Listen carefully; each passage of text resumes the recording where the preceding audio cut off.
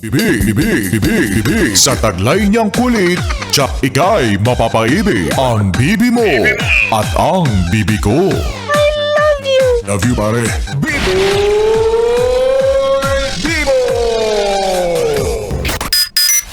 Talaga namang mai-speechless ka kapag binuksan mo ang iyong bitaka at wala ka nang makitang pera.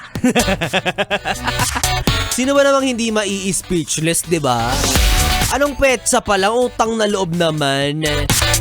May 21 pa lang, malayo pa tayo sa katotohanan, tapos yung pera natin hindi na natin masumpungan. Ay. Buntong hininga na lang talaga, no? O, kaya naman ikaw, yes, friend, kung katulad kita na sa mga oras na ito ay medyo napapanganga, napapatulala na dahil wala na nang natitirang pera. Ay, sama-sama tayo Pilipino, kakayanin natin to. Ano bang tumatakbo sa isipan mo sa mga oras na to? Tumatakbo ba sa isipan mo yung mga dapat mong bayaran tulad ng tubig, Meralco? O tumatakbo sa isipan mo yung mga perang papasok sana sa bangko mo kaso lalabas din naman para sa mga bayarin mo? Ang hirap, no? Ang hirap mag-isip yung ang dami-daming tumatakbo sa isipan mo pero lahat yun parang wala namang kwenta. Diba? Yung nag-iisip ka ng mga walang kalatoy-latoy, ino-overthink mo yung mga bagay na wala namang masyadong halaga. Parang yung pera nga, paulit-ulit tayo sa pera, pero may halaga yun eh. Hindi ko lang talaga alam kung saan napupunta. Alam mo yun? O parang ako, pera lang din yung tumatakbo sa isip ko, pero napapatid pa sila. Nadapa pa sila, oo.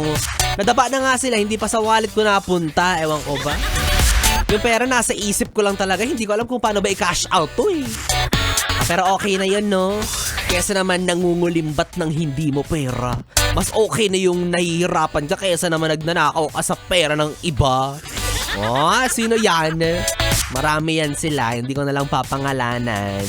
Mahirap na, baka magkaalaman. Oh, simple lang naman kasi ang buhay, yes, friend, diba? Kapag alam mong hindi sa'yo, huwag mong ilalagay sa bulsa mo, oo.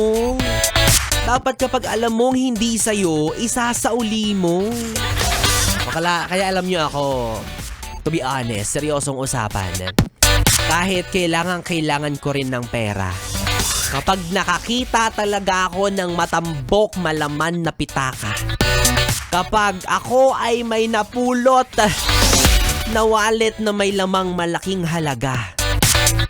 Ay be, sinasabi ko sa'yo, walang pagdadalawang isip, isasauli ko talaga. Isasauli ko yung mga ID. O diba? Kasi mahirap kumuha ng ID, kaya dapat ibalik natin yun. Yung pera, ipaubaya nyo na kay Biboy Bibo, pero yung mga ID nyo makakaasa kayong ibabalik yun sa inyo, ha? Ay, syempre mali yun. Kapag nakita kong may ID, may pangalan yun. So, ang gagawin ko, hahanapin ko yung Facebook ng may-ari. Tapos, ime-message ko. Sabihin ko, thank you sa wallet mo. Malaking tulong sa akin to.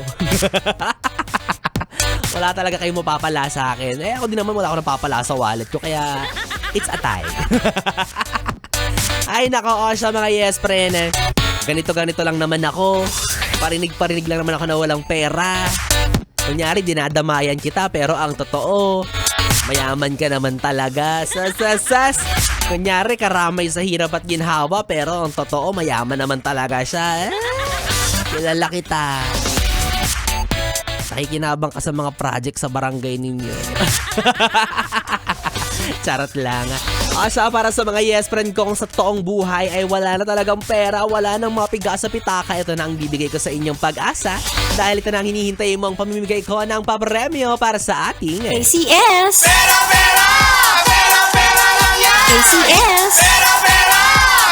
Pera lang yan! ACS! Yes friend!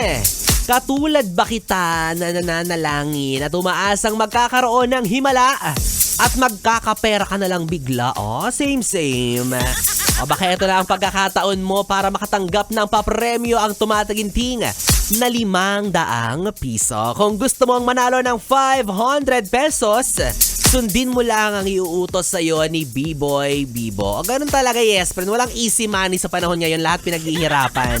Kaya kung gusto mo ng 500, gawin mo lang yung sasabihin ko sa'yo. Madali lang to, oo. Dahil mahal tayo ng ACS Manufacturing Corporation at syempre mahal din tayo ng Charm Fabcon, yes. Gusto ko lang gawin mo ay sendan mo ko ng picture mo. Suot ang damit na mukhang mabango. O, di ba napakadali lang? O, parang ito si Kuya Joshua. Kahit nandito siya kaninang umaga pa pero yung itsura niya parang mabango pa rin siya. Parang yung suot niya ngayon mauulit pa natin sa susunod na bukas. Di ba Kuya Joshua? Tigas tito yan eh. O, yun lang ang gagawin mo, yes. Pero nasisendan mo ako ng picture mo, suot ang damit mo na mukhang amoy mabango na para bang binabad sa Charm Fabcon. Ganon eh. O, pagkasend mo sa akin yan, dapat kalakip niyan yung screenshot na nagpapatunay na ikaw ay nakafollow sa aking Facebook page at DJ Biboy Bibo, DJ B-I-B-O-Y B-I-B-O. At sa pagtatapos, anong pagsinend? Underwear? O basta binabad sa Charm Fabcon, basta ang mukhang amoy mabango kahit na hindi na siya kaaya-aya tignan. Pero wag yung suot mo ha. Baka mag-send habang suot, mahirap na. At sa pagtatapos, yes, pre, ng programa ko, dapat ay nakatuto ka pa rin dahil doon ko i-anunsyo at babanggitin ang maswerteng pangalan ng makatatanggap ng tumataginting na 500 pesos hatid sa atin ng ACS. Pera, pera! Pera, pera lang yan! ACS. Pera, pera! Pera, pera lang yan! ACS. Yes, pre, nagkapiling mo na ang bibi mo sa radyo, ang DJ na mabilis bumayo. Ang dila sa mikropono. Ako po si DJ B-Boy.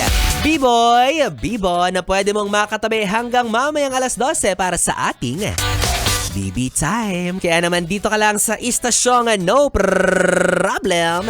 Ang 101.1 Yes FM. Solid. Oras natin, 9:41.